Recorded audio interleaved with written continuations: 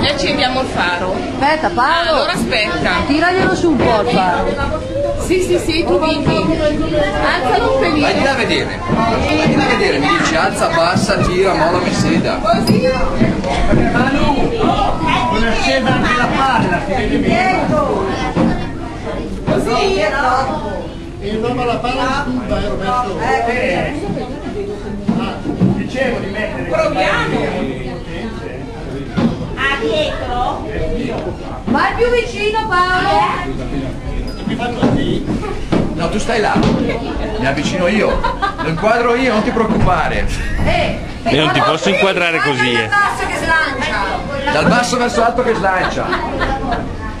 Metti i tacchi, ma su i talloni.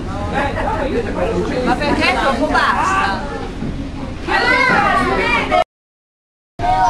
Un giorno il buon Dio, stanco di questa catena di dispetti e malignità, scese in campo con la sua onnipotenza.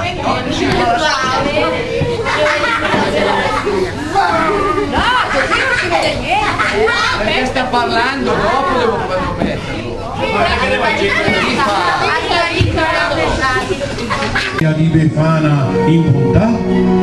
Forse anche i bambini che ho creato naturalmente buoni, non avendo modo di scontrarsi con la cattiveria, torneranno ad essere quello che per loro da sono.